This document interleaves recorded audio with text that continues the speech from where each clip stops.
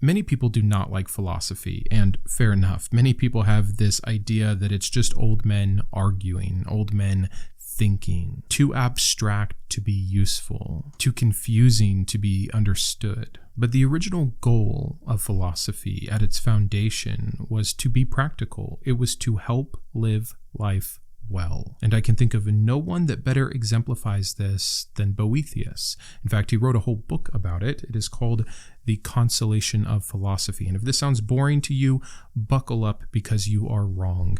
I want to take you to the time and place when this was crafted. Imagine, put yourself in the position of this man, a well-respected Roman official. It's 523 CE, and he is at the height of his power and his wealth and even his personal happiness. He has a lovely and intelligent wife, 2 beautiful and kind and curious children, wonderful friends, a truly full life, so much to the fact that he feels himself unnecessarily blessed and lucky, and he starts to give back more and more. And he also has a deep-seated love for philosophy, specifically the Stoics, Plato and Aristotle above all. And as a Christian, his goal was to reconcile Christianity with Greek philosophy, to bridge the gap between faith and reason. And though I have many critiques of his Christian writing, which is all that he did until this book, what changed? It's the subject of much debate. Does he lose his faith? Does he just put a higher value on philosophy? Does he want to reach a larger audience? It's unknown. But all we do know is that at this height of his career and life, he is falsely accused for political reasons of treason.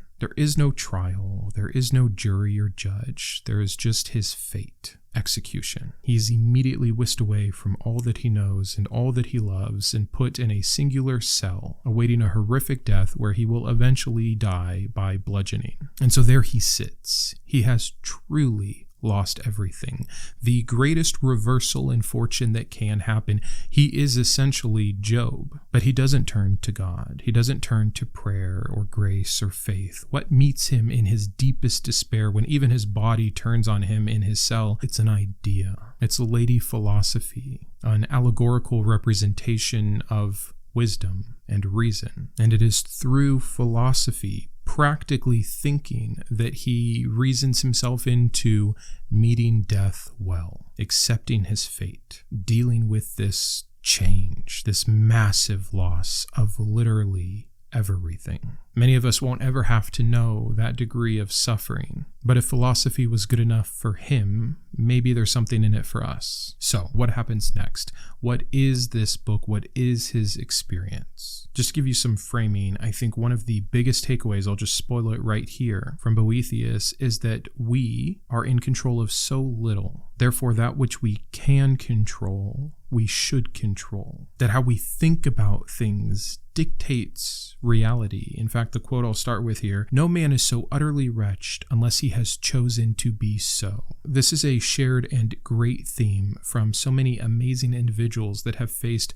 utter loss and suffering. It's how you think about it. It's what you tell yourself. I think of Viktor Frankl in Man's Search for Meaning, and I see such a kindred spirit. But that will be for another video. So what are some of the questions that the book tries to answer, that Boethius is reaching toward? What is happiness? Is the universe just? Do we have free will if God knows everything anyways? Should we accept what happened? Should we fight? Should we give in? Where does meaning come from? And so much more. And though sometimes, again, you will see his Christian influence slip in, you more so see his philosophical influences slip in. And so I don't want to make this about Christianity versus philosophy. That's really not the goal. I think it's an interesting side point. But some of Christianity's best ideas are Stoic ideas that Paul infused into the spirituality aspect of it all. And there are some problematic things with Stoicism as well. So it's all over the place. But again, in terms of a practical philosophy, learning to be content, I think, is of the utmost importance and what is truly, truly helpful. And if you can find a way to be content facing death, losing everything you've ever loved, and having your reputation be completely stripped from you under false pretenses, maybe we should listen. It's important to understand that he truly does start from a state of absolute despair. He is even upset with himself because he knows better. He's had training. This is what it's all been for. If he can't put his thinking to use now, when it really matters, was he just a fraud? And we see him question himself, him doubt himself, him disappoint himself. He reaches the utter bottom of his being.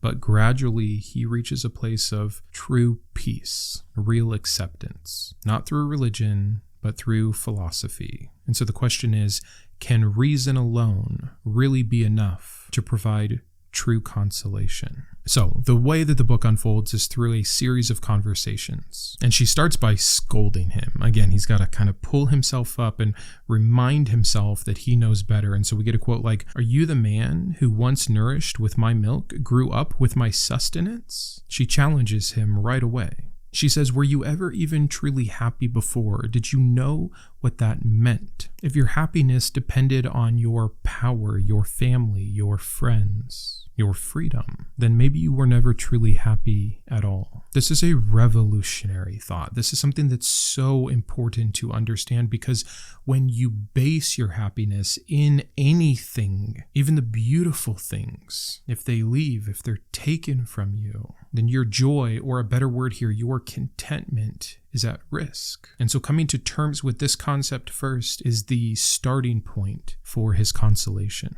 This sets the stage for the philosophical unraveling of Boethius and his despair. And it's going to lead us to three major themes here: the true nature of happiness, fortune's wheel, and free will versus divine foreknowledge. There's so many more little sub-ideas that come into play, and interesting tidbits and ways of thinking about things and useful practical tools, one of which I'll just tell you now is the Stoic principle of negative visualization. He understands that he should have always done this. We see this with Marcus Aurelius. I've talked about this before. It's one of the most life-changing things, truly, that has shaped my parenting. You read from Marcus, who had lost children to illness, as he is with his young son, and he makes the conscious decision every single night to picture that in the morning his son will not wake up. This negative visualization, so that A, if it actually happens, he is prepared. But more importantly, B, it makes him present. It makes him mindful. I took this at its deepest core, and I do this not just with my children, but especially with my children, but it's part of my mindfulness meditation practice. And it may sound silly, and I talked a little bit about this with Britt Hartley on death acceptance. But man, personally, again, from practical application, I cannot tell you how much more there I have been with my family. How much easier it is to let the little annoyances roll off your shoulders. How many sweet moments I have had because I took the extra 5 minutes at bedtime to laugh with them, cherish them, read them another book, do some more funny voices, whatever it is to truly connect. And that's highlighted here in this book. But let's get into these key ideas. Let's start with happiness and the nature of the good. Lady Philosophy says, wealth, honor, power may come and go, but virtue alone is within a man's control. Again, we can control so little, but we do have agency over our own virtue, how we choose to think, how we choose to act. And even when we maybe don't really have those choices, we need to act as if. This is in response to Boethius lamenting the loss of these things. But Lady Philosophy has an answer. She says, kings are not truly powerful. They live in fear of losing their throne. The rich are not truly happy. They constantly want more. The famous do not possess real worth, because the public, the fan base, is fickle. She notes the only thing that cannot be taken away by fortune, another major character here, also represented by Fortuna, the goddess of fortune, more so the goddess of change from Roman mythology. But the only things that cannot be taken are wisdom and virtue. This aligns very much with Stoicism, with that Neoplatonism that I've talked about. Particularly Seneca's claim, a wise man is content with himself. The very first book I ever read on anything that had to do with Stoicism was A Guide to the Good Life. There was a line in there that was, learn to love what you already have What a wonderful idea. It is just the idea of contentment, but I needed that phrasing, those words, to really make it useful in my life. So the key questions raised to Boethius by himself via Lady Philosophy here are, if happiness is actually internal, why do humans seek out the external so much? Why can we not learn from the mistakes of others or even our own past and be content, chase contentment instead of the next thing that we know will leave us discontent? Are we as humans evolved enough, high enough in thought to remain happy in prison, in poverty, in suffering? What kind of will of mind would it take to actually accomplish this? It's funny, this aligns so well with another thing that I advocate, which is CBT, cognitive behavioral therapy, which suggests that to control suffering, you need to control your perceptions. That's all we have, is the perspective that we choose to take or frame for ourselves. Boethius figured this out in the 500s, and he wasn't the first to do so, again, building off of the major Stoic Greek players. But enough about happiness. Let's move on to Fortune's Wheel. I don't want this to be too long, but man, there's just so much to say. I love this so much. I hope you can feel my enthusiasm, and if at nothing else, it would encourage you to maybe try this book out. I'll have it listed in the description down below. Lady Philosophy has another chastisement here. She says, "Why then do you mortal men complain? You yourselves put the bit into Fortune's mouth and give her great license." This is the most famous metaphor in the Consolation of Philosophy, is Fortune's wheel. It's a wheel of balance. It's a wheel of change. It's a wheel that suggests that fortune doesn't favor anyone, that she doesn't owe anyone anything, that she's not loyal. She's consistent in her inconsistency. The only thing that is guaranteed to one's fortune is change, or an end. What rises must fall. What falls must rise again. Thus, relying on those external things when they eventually go to the bottom of the wheel means that you can never be happy, because you are not accepting this concept, the inevitability of change. True peace comes from detachment, but that's such a negative connotation, and this is actually a big critique of Stoicism. Many people have a misunderstanding that the Stoics, to be Stoic is to be detached, to not feel. Wrong. The Stoics, if you read them, they felt so deeply. They laughed and they loved and they hurt and they were scared. But it's how they chose to react to those emotions, not the suppression of those emotions, just the real recognition of them as such, as not the definition of reality, as something that was fleeting. Because again, on Fortune's wheel, that too will pass. Epictetus says, it's not things that distress us, but our opinions about them. How true. And you know what? It's not just Stoic ideas here. It's even Buddhist ideas. The Buddhist says attachment is the root of all suffering. In medieval Europe, where, by the way, again, I can't explain to you how famous this book was. We'll talk about this more when we get to his impact and influence, but I'll tell you now, for 1,000 years, the 6th through the 16th centuries,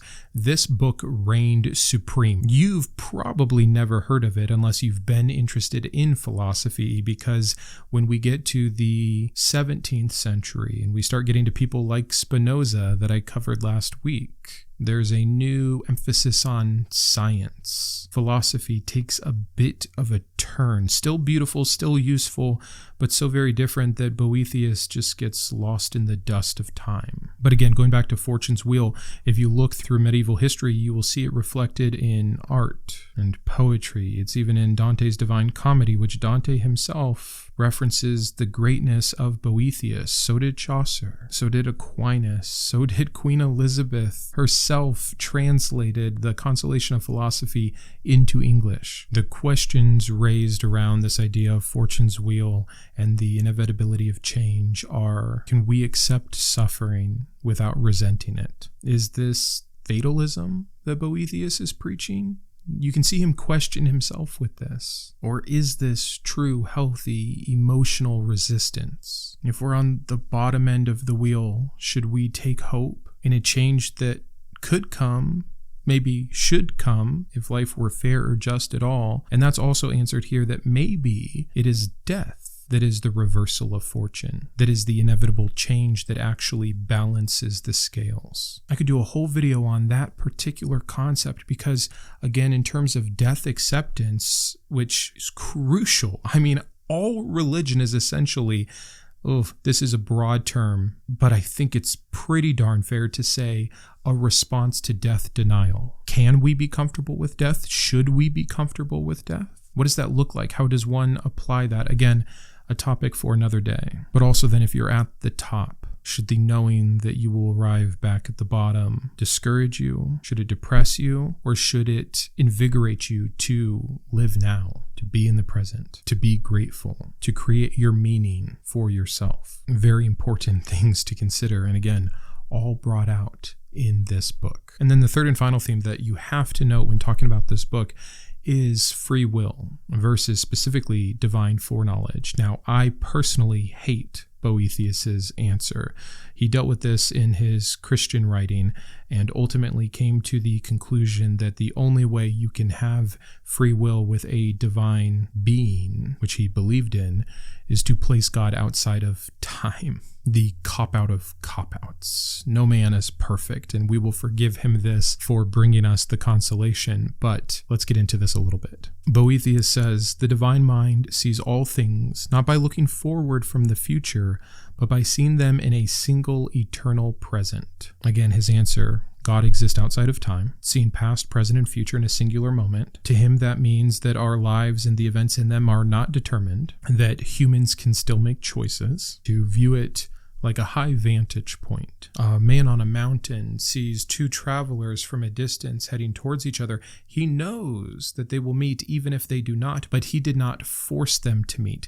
I think this is a false analogy. And again, it's not inherently made by Boethius. It's just a way that this outside of time vantage point thing is explained. But it strips God of his omnipotence. You might be able to excuse omniscience on its own through some manipulation, but as soon as you add in all-powerful and the creator, I do not see how you can justify those kinds of games. Regardless, it's incredibly important to understand this was Christian medieval theology. It's Aquinas himself who really fulfills and builds the final model explaining divine knowledge and free will, and he is 100% and says as much building on top of Boethius here. And of course it raises many profound questions. There's been so much debate around this. Okay, if God is outside of time, if you're really removing him from this, then can he intervene? Has he played any role in history? Well, the Bible would allude to that, so maybe this doesn't work. What then is the difference between foreknowledge and predestination? Massively different until you make one the creator, and then that foreknowledge turns into predestination. Again, I'm now giving my views on it. Because the creator had the choice to do so or not, knowing what would happen, I think that adds the level of responsibility that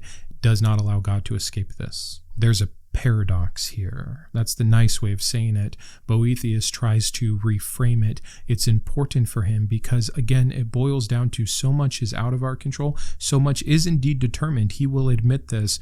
But at the heart of it, man has agency and must be responsible for choosing and chasing wisdom and being and thinking and acting in virtue. And that is how it ties in as he's having these moral wrestling matches with himself. It is at least beautiful to see him question and to think about how others would perceive it and what the best answer is, what the true answer is, and what the useful answer is, and that those may not even be the same thing. And it's interesting because the question becomes, did this comfort him? Unlike the book of Job, where suffering is framed as a test that can be passed and benefited from, Boethius does not appeal to any kind of Christian hope like this. He doesn't appeal to divine justice that will get back the unfairness of his false treason. He doesn't comfort himself with what awaits next, like heaven. He simply finds real peace through reason alone, and you cannot argue that. For him, for what he wrote in the moments before his death, we see the attainment, we see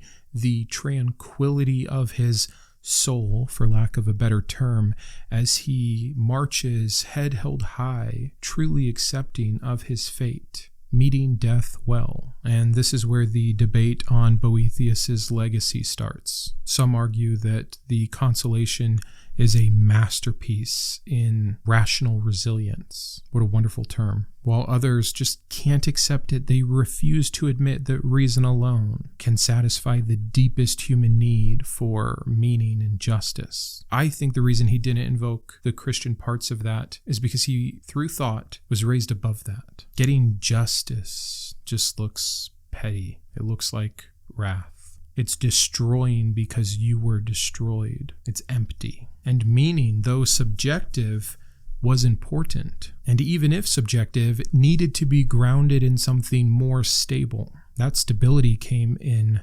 virtue, not in some objective purpose for doing or being part of the will of a higher being, for being true to yourself, for being consistent, for being content. So kind of ending with its impact and what we can take away from it, although hopefully I've already answered a lot of this. I think the best way to sum it up is what Bertrand Russell, another hero of mine, said about Boethius, which is that he would have been great in any age, but in his day, he was a master, so far ahead of the common thinking of the day. He's been copied and studied and translated. It was beyond important to medieval scholars, theologians, and Renaissance thinkers. His framing of free will and divine knowledge essentially started and shaped all future debates on predestination. His fortune's wheel concept is an incredibly powerful way to visualize and represent life's unpredictability and the necessity, or again, inevitability, of change. I fear that modern Stoicism, Westernized Buddhism, and the error of modern self-help have borrowed from these concepts without better representing them in such a way that I think they can often get dismissed or look harmful or be too easily challenged, which again, I would encourage you, read it for yourself. See the impact. You know, this is the thing with philosophy. There's really three categories of how you can convey philosophy in a book. You can do your exposition, your syllogisms, your thought experiments, lecture, and there's a time for that. And I love many of those books.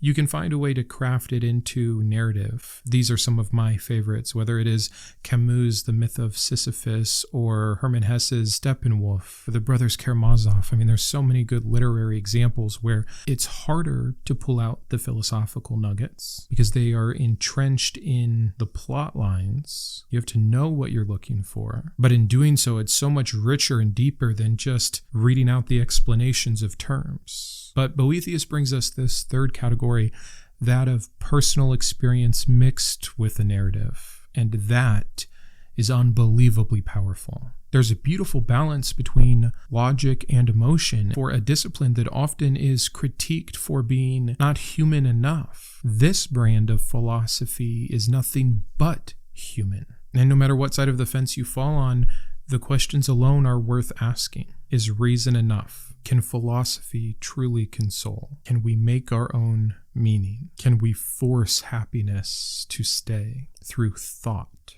How do we negotiate with suffering? How do we face death? And especially getting back to kind of the atheist content of this channel, when we lose a lot of the in-place answers for purpose, meaning death, afterlife, when we deconvert from religion, many can be left with more questions than answers, of course. And you don't want to just make up answers. That gets you into the dogma that you escaped from. So you need to learn to ask better questions, to find better tools. That's where I think philosophy comes in. Religion provides an out. You don't have to think, you don't have to work, you don't have to concern yourself, you don't have to contend with ideas. You simply have to accept what has been laid before you. It seems clear to me that that wasn't enough for Boethius. Very curious to hear everyone's thoughts on this. Let me know if you've even heard of this book. Let me know how you feel about philosophy. Do you see it as practical? Do you see it as a way to achieve wisdom and contentment? Or is it highfalutin? Is it confusing? Is it